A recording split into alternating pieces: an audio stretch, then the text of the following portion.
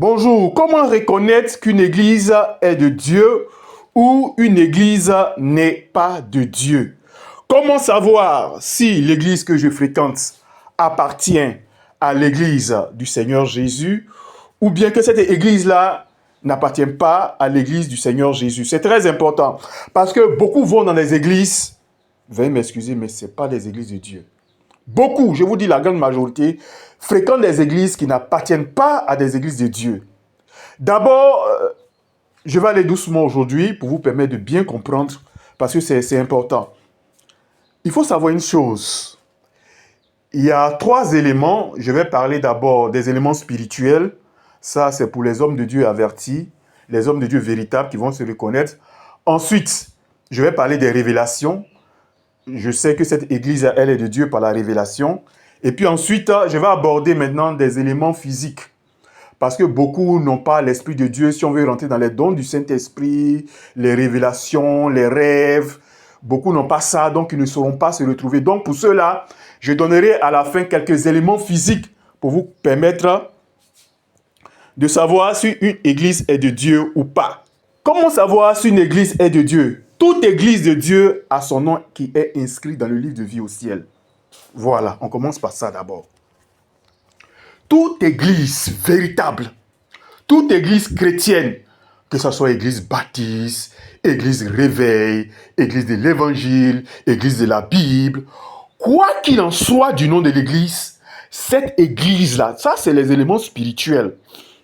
Vous allez me demander après comment j'ai fait pour savoir ça, je vous le dirai. Cette église-là a son nom qui est au ciel. Vous voyez? Et toute église, tout homme de Dieu, qui a été appelé par Dieu, tout homme de Dieu véritable, qui appartient à Jésus-Christ, tout serviteur qui est de Jésus-Christ, les vrais serviteurs de Dieu, je veux dire, leur nom aussi est aussi inscrit au ciel, dans un livre. Moi, je l'ai vu en rêve, tout simplement.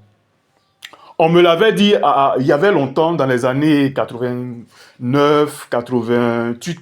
Il y avait certains pasteurs vraiment avancés spirituellement qui disaient ça. Voilà.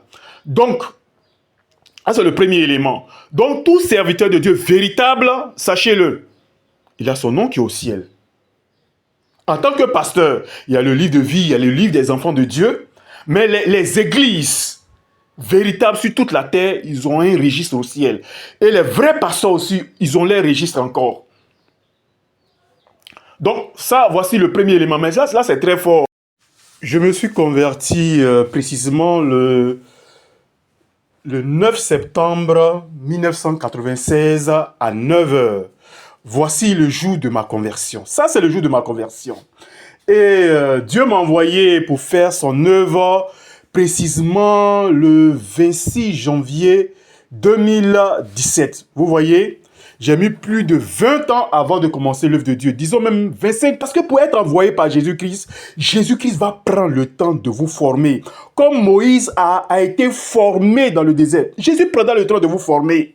Mais nous avons des races de pasteurs qui sont, des gens sont pressés, des serviteurs de Dieu qui sont pressés, qui ne veulent pas se laisser former. Vous avez besoin d'être formé avant d'aller servir Dieu, avant d'aller servir Jésus-Christ. Vous devez être formé parce que l'ennemi est tellement rusé, l'ennemi est tellement malin. Si tu es un pasteur, ton niveau n'est pas ça. Si ça ne correspond pas au niveau qu'il faut, tu ne vas pas mener, tu ne vas pas faire l'œuvre de Dieu. Tu vas voir que l'église, tu vas bâcler le travail. Donc prenez le temps. Voilà. Donc, j'ai pratiquement mis près de 20 ans, 25 ans avant que Jésus-Christ me dise « Va enseigner ma parole ». Vous voyez? J'ai mis plus de 25 ans d'apprentissage de la vie chrétienne.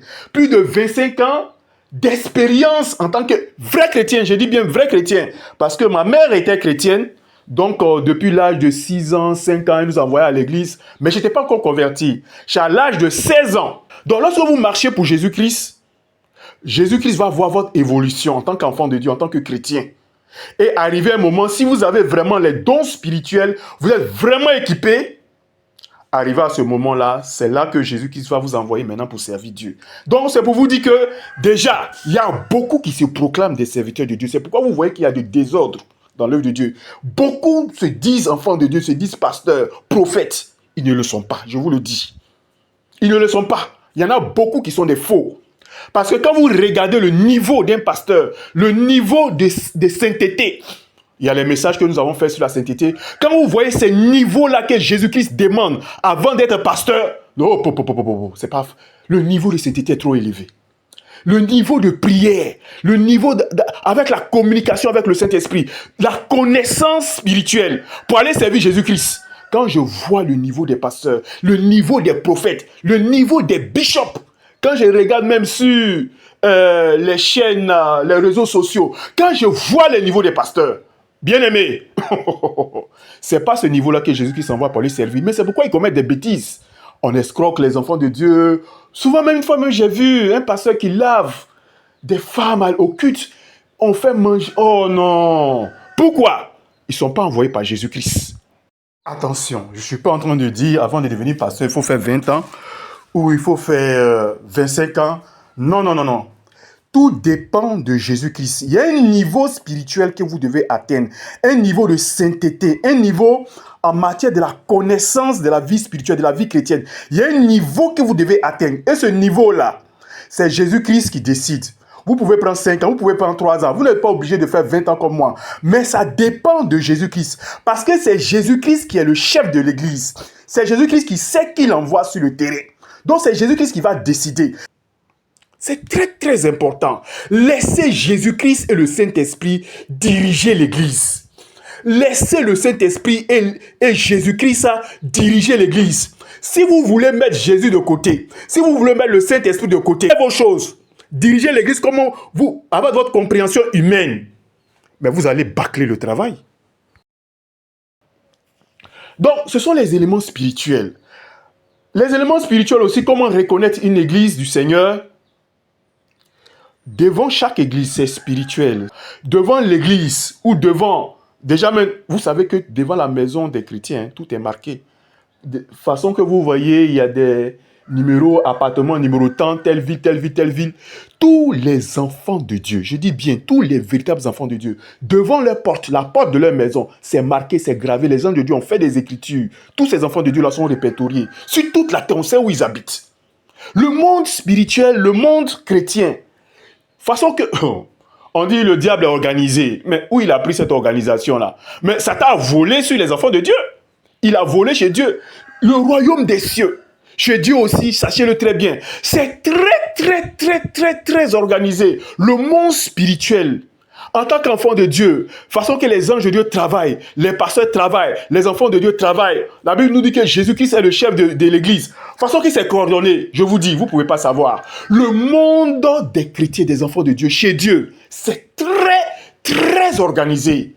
Je vais vous dire une chose, mais qui va vous étonner. Vous savez que chaque 2 mois, chaque 3 mois, même les enfants de Dieu, ils ont des examens médicaux, excusez-moi. Les anges de Dieu viennent examiner la santé des enfants de Dieu. Chaque 2 mois, chaque 3 mois. On aura le temps d'en parler. C'est pour vous dire quoi? Ne jouez pas avec le monde chrétien. Ne jouez pas avec la vie chrétienne. C'est organisé, très organisé. Donc les églises, quand vous rentrez dans une église du Seigneur Jésus-Christ, tout est écrit, mais c'est spirituel. Vous ne pouvez pas voir de vos yeux physiques. Mais spirituellement, c'est marqué. Et chaque église de Dieu, il y a toujours un ange de l'église qui est affecté à chaque église. Vous allez voir ça aussi quand vous allez lire le livre de l'Apocalypse, où Jésus-Christ dit parle à l'ange de l'église. Quand Jésus-Christ dit parle à l'ange de l'église de Thyatire, parle à l'ange de l'église, c'est de parler au pasteur. Mais chaque église aussi, vous devez le savoir, a un ange. L'église de la Bible, je prends l'église des assemblées des chrétiens, toute église de Dieu a son ange. Ça aussi, c'est bien calé. Maintenant, spirituellement, quand les cultes sont en train de se dérouler, sachez-le, que si c'est une vraie église du Seigneur, les anges de Dieu sont là. Les anges de Dieu vont danser avec les enfants de Dieu. Les gens de Dieu vont prier avec les enfants de Dieu. Vous allez me demander comment j'ai fait pour le savoir. Souvent, dans les cultes, tu es en train de diriger, dans la prière, Dieu peut ouvrir vos yeux, puis ça se referme. Et vous voyez ces genres de scènes, vous voyez ces genres de visions-là. Les anges de Dieu sont présents à chaque culte. Si un culte est tenu et qu'il n'y a pas d'ange de Dieu, c'est que le culte là n'est pas de Dieu. Voilà. Donc, c'est ça. Donc, voici, il y a beaucoup d'éléments. Ça, ce sont des éléments vraiment, il y a beaucoup. Je ne peux pas tout dire, mais il y en a beaucoup. Bon, ne vous trompez pas. Peut-être d'autres vont penser que je suis en train de me tromper. On parle des rêves et puis je vais tantôt sur les églises. Oui, parce que j'ai remarqué que si je veux passer mon temps à parler des rêves, des rêves, des rêves, des rêves, et je dis des choses, vous allez voir que vous n'allez pas profiter bien de ces messages-là. Il y a des prérequis, il y a des messages que vous devez avoir avant de donner certains messages. Parce que si j'explique les rêves de... Nous sommes actuellement sur les rêves de richesse. Je suis en train d'expliquer comment il faut faire pour reconnaître la richesse, tout et tout, dans les rêves. Mais si je dis ces rêves de richesse, et que toi tu fréquentes une église qui n'est pas de Dieu, et que ton pasteur prend ton argent, l'argent des dîmes et des offrandes, pour aller travailler. Il y a des pasteurs mystiques, je vous le dis. Je n'accuse pas tous les pasteurs. Attention, ayez le discernement. Mais il y a certains pasteurs qui sont des sorciers, qui travaillent avec l'argent des dîmes et des offrandes. Quand vous faites les dîmes et les offrandes, qui travaillent, qui arrivent à envoûter les fidèles. Et vous voyez souvent, on va dire aux fidèles même, envoie tout ton salaire. Il envoie tout ton salaire. On va dire aux fidèles même, là, il faut aller manger des lèvres. On va laver les femmes dans l'église. Ces pasteurs-là envoûtent, je vous le dis. Regardez sur les réseaux sociaux, où on voit ces pasteurs-là qui lavent des femmes, qui font des choses, qui font marcher des enfants de Dieu, qui les font ramper, qui les font boire des choses, manger des herbes. Oui, j'ai vu ça sur une... Je n'ai pas envie d'afficher ce genre de vidéo-là, mais j'ai vu ça sur une vidéo où le pasteur fait manger des herbes aux fidèles. Ces enfants de Dieu-là sont envoûtés, oui. Il y a des pasteurs qui envoûtent l'argent des dîmes et des offrandes. Et c'est travailler spirituellement, mystiquement. Ce n'est pas des serviteurs de Dieu. Et ces gens de personnes-là, quand ils sont là, toujours envoyer l'argent, envoyer des dîmes, envoyer des offrandes, les gens ne peuvent pas résister. Ils vont envoyer tout leur argent, ils vont vider tout leur compte bancaire. Beaucoup d'enfants de Dieu ont été ruinés par ces choses-là. Donc, c'est pour vous dire que les rêves, oui, je sais qu'on est sur les rêves, mais il y a des messages que je dois vous prêcher d'abord avant de vous expliquer certains rêves de richesse. Ça va venir. On va poursuivre sur les rêves. Donc, comment reconnaître une église? Ça, j'ai donné un peu quelques aspects, mais c'est, bon, disons un peu fort quand même pour un chrétien lambda. Mais on va aller encore un peu plus simple. On va descendre avec les visions puis les rêves. Quand vous allez dans une église et que vous voulez savoir que l'église que vous fréquentez, si elle est une église de Dieu ou elle n'est pas une église de Dieu, ça, c'est très simple. Priez Jésus-Christ. Je vous dis, priez le Seigneur Jésus de vous révéler. Est-ce que l'église a? Est-ce que l'église réveille? Est-ce que l'église enfant de Dieu? Est-ce que l'église lumière? Est-ce que ministère temps? Est-ce que ce ministère, cette église, cette assemblée-là, est-ce qu'elle est de Dieu? Priez. Mais Jésus-Christ va vous répondre. Vous voyez, il y a des gens qui vont voir des fétiches, consulter des marabouts pour prédire l'avenir. Les marabouts leur donnent tel exemple, telle chose, fais ça, fais ça, ça. Donc, le marabout arrive à rentrer en communication avec des démons pour dire des choses à ces gens-là qui vont consulter les marabouts, consulter les sorciers. Comment les fétiches peuvent parler? Et puis Jésus-Christ ne peut pas parler. Ça, je n'ai jamais compris ça chez les chrétiens. Oui, je ne sais pas si quelqu'un peut m'expliquer. Je n'ai jamais compris pourquoi les chrétiens ont ce mal-là. Je vous dis, si vous parlez à Jésus-Christ, mais regardez une chose. Si vous êtes dans une église et que vous ne savez pas que cette église est de Dieu ou pas, mais au ciel, vous allez dire, mais Seigneur Jésus, je t'avais demandé le jour du jugement, Seigneur Jésus, je t'avais demandé de me révéler ton église. Je voulais connaître ta vérité. Je t'avais dit, Jésus, conduis-moi dans une église. Fais-moi savoir. Vous allez faire ces reproches à Jésus-Christ parce que vous ne savez pas, vous êtes allé dans une église, apparemment il y a la Bible, on parle de Dieu, tout est apparemment normal. Mais spirituellement, vous ne saviez pas que ce serviteur de Dieu n'était pas un serviteur de Dieu. Donc, vous avez besoin de la révélation. Vous avez besoin que le Saint-Esprit vous enseigne. C'est pourquoi Jésus-Christ dit, je m'en vais au ciel. Je vais vous envoyer le Saint-Esprit. Lui, il va vous enseigner toutes choses. C'est pourquoi c'était important pour Jésus-Christ de partir. Parce qu'on a besoin du Saint-Esprit. Nous avons besoin des révélations. Donc, si vous priez pour savoir si l'église que vous fréquentez, elle est de Dieu ou pas, vous le saurez. Les rêves qui vont revenir le plus souvent, quand vous voyez une église dans les ténèbres, dans le noir, vous allez voir que votre église est dans le noir. Dans un rêve ou dans une vision, une nuit, vous allez voir que l'église est dans le noir, dans les ténèbres. C'est que cette église-là n'est pas de Dieu. Ou bien encore, vous allez voir que cette église-là est sale. Sale. Où il y a les caca, les déchets, ou bien l'eau de caca, ou bien la saleté, ou bien la poubelle dans l'église. C'est que cette église-là n'est pas de Dieu. Mais si vous voyez dans le rêve que l'église est dans la lumière, une lumière éclatante, une lumière véritable, c'est que l'église-là est de Dieu. Le symbole de l'église dans les rêves, c'est un hôpital. Voilà. Vous allez voir que, souvent aussi, vous allez voir que votre église, l'église que vous avez dans le rêve, l'église là, c'est un hôpital qui est là. Voilà, c'est le symbole de l'église. Le symbole de l'église dans un rêve, c'est l'hôpital. C'est un lieu où on vient pour guérir spirituellement les âmes. Donc, voici ça. Maintenant, peut-être que d'autres n'ont pas de rêves, d'autres n'ont pas de vision, vont dire encore là, c'est encore difficile. Donc, le dernier élément sur lequel vous pourriez savoir est-ce que cette église-là, elle est de Dieu ou pas, c'est avec la Bible. Examinez la Bible. Quelle est l'attitude de l'église sur le port des mèches? Comment l'église se comporte sur le port des bouts d'oreilles? Comment l'église se comporte sur le port des vernis à ongles? Voici quelques éléments physiques extérieurs. Bon, là, vous n'avez pas besoin de révélations. Vous rentrez dans une église. Les gens sont dans les bouts d'oreilles. Le pasteur ne parle pas de ça. Les gens sont dans les vernis à ongles. Je vous ai dit que les vernis à ongles étaient la sirène des eaux. Voici les vidéos qui s'affichent là. Quand vous rentrez dans ces gens d'église-là, sachez-le automatiquement que l'Esprit de Dieu n'y est pas. Je vous dis, sachez-le automatiquement. Le Saint-Esprit n'est pas dans cette église. Vous savez, tout pasteur qui est de Dieu, j'ai dit bien que les pasteurs ont le nom écrit au ciel. Tout véritable pasteur, l'enseignement qu'il doit prêcher là, Dieu lui donne ça avant de commencer l'œuvre du Seigneur.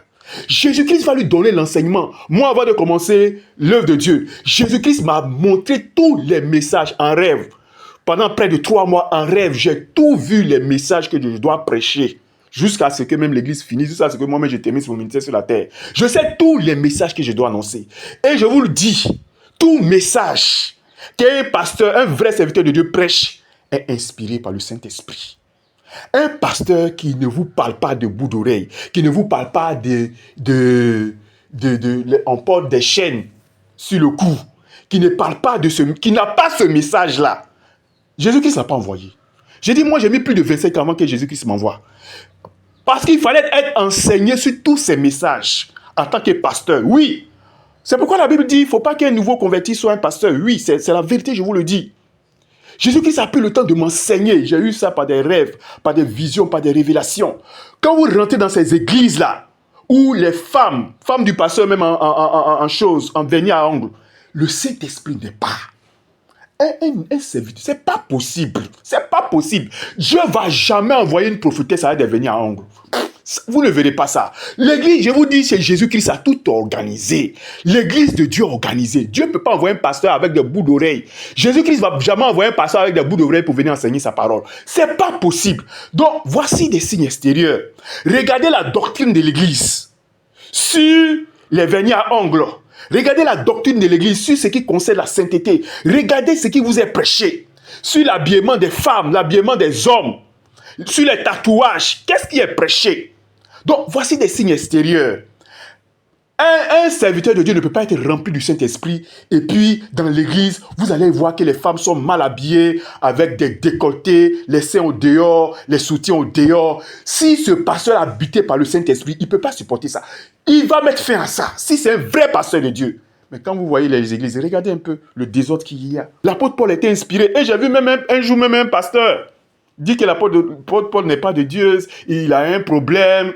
Un pasteur zélé là, l'apôtre Paul qui écrit, que l'Esprit de Dieu a saisi pour écrire tous ces livres de la Bible, dit ces gens de parole là. Vous voyez, ils ne sont pas appelés par Dieu. Donc voici ces éléments physiques, ça c'est physique. Vous les regardez, vous les voyez. Quand vous voyez ça, le Saint-Esprit ne peut pas fréquenter une église comme ça, où les gens chantent avec des rouges à lèvres, où les gens sont avec des vernis à ongles, où les gens sont habillés mal. Elles ne sont pas habillées décemment comme la Bible dit. Ce pasteur-là n'a pas le Saint-Esprit. Il n'est pas un envoyé de Dieu. Il doit attendre le moment du Seigneur. Donc voici quelques éléments pour reconnaître une véritable église. Que le Seigneur Jésus-Christ vous bénisse. À lundi pour la prochaine vidéo. Amen.